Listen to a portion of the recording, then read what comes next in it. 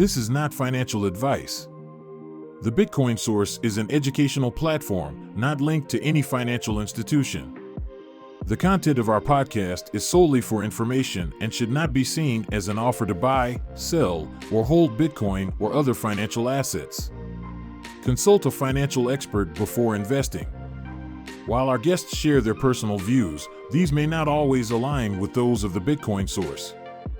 Opinions expressed in the Bitcoin Source, a Bitcoin conversation, are the speaker's own and may differ from the Bitcoin Source's views. Investing always carries risks. Please conduct your own research. Zay, I want to talk about, the biggest elephant in the room that, you were kind of involved in last year, 2 years ago, which was the FTX collapse and its aftermath. So the collapse of FTX has sent, of course, shockwaves through the crypto industry. How do you view the importance of speaking your mind on topics that are controversial, and is free speech truly free? Like, did that lead up to you being fired at CoinDesk? Like, how do you feel about freedom of speech in this decentralized ecosystem? Oh yeah, so let me tell you this. Before I got into Bitcoin, I've always spoken my mind. Freedom of speech is not something that I just started because I got money or something. Some people try to say that. It was like, well, it's easy for you to say what you want. You got money. I was like, you need to go talk to my friends and family from back in the day, because I've been getting canceled since since I was young. Yeah, like I'll just give a quick example. When I was 19, I said some stuff about Obama, and every black person on the college campus hated me for like 2 months. Like, they were basically like out to get me, and somebody wrote something in the paper on college campus about to stop listening to coons like Isaiah Jack. Like, I've had this since I was like 19. I've never been scared to speak out. The biggest problem is that other people are. That's what always irked me, is that why don't you exercise your freedom of speech and say what needs to be said or what you want to say, no matter what the consequences are. So let me just throw that out there. Second thing is, I've been canceled a few times. One of those, actually involved Cash App, which a lot of people don't understand. We kind of kept that in the tuck, but that's neither here nor there. But this time around, for those who don't know, FTX, when the exchange went down, at the exact same time that it went down, Kanye West came out with his rants. Kanye West is my favorite musical artist of all time, and I made a huge thread about FTX describing, the girl that was involved. Her name is escaping my mind right now, but the girl that was involved, the parents, how they were professors at Stanford, and all the connections they had with the Ukraine and the Democrat Party and all of that. So I made this, that post, and following it up, as Kanye is going on his rants and everybody's like, oh, he's anti-Semitic. Following that up, all I said was, look at the people who ran FTX. Kanye was right. And I was speaking in jest, because people that know me know I'm one of those people that jokes around all the time.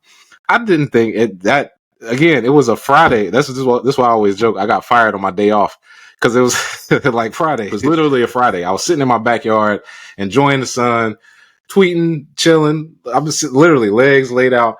And, as soon as I tweeted it took like maybe 2 hours. And CoinDesk, out of nowhere, they called the producer. I didn't even have my phone in my pocket. It was on the charger.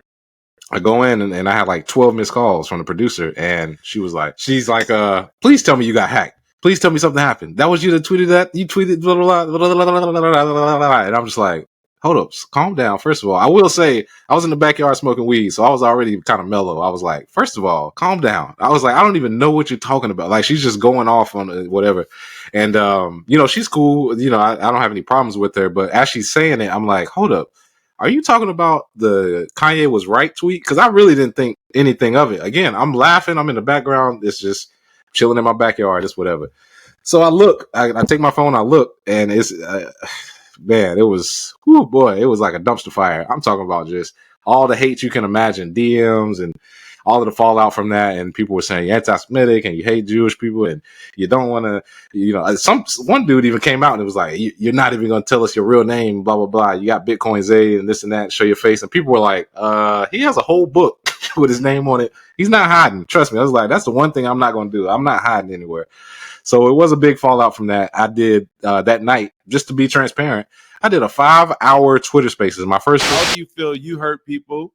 You had the Twitter Spaces. Tell us about that. I mean, go into details. Tell us the story. The floor is yours. Oh yeah. So let me first start off by saying I am and not anti-Semitic in any way. I denounce anti-Semitism and stand with all of my good Jewish people out there. So let's start there.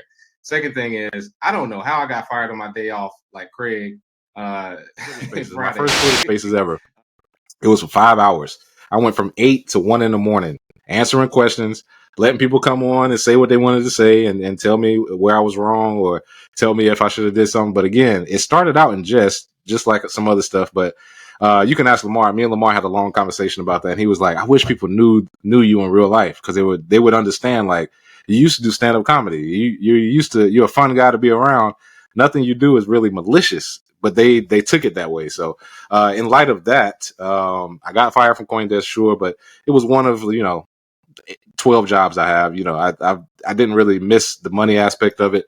The thing I hated was that there was like a section of crypto that basically just like fell off forever. They were like, I just don't want to deal with him, whatever.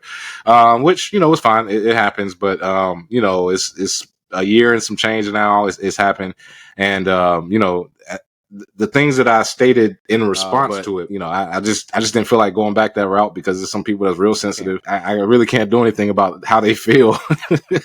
But the best thing I can do now is keep the freedom of speech alive.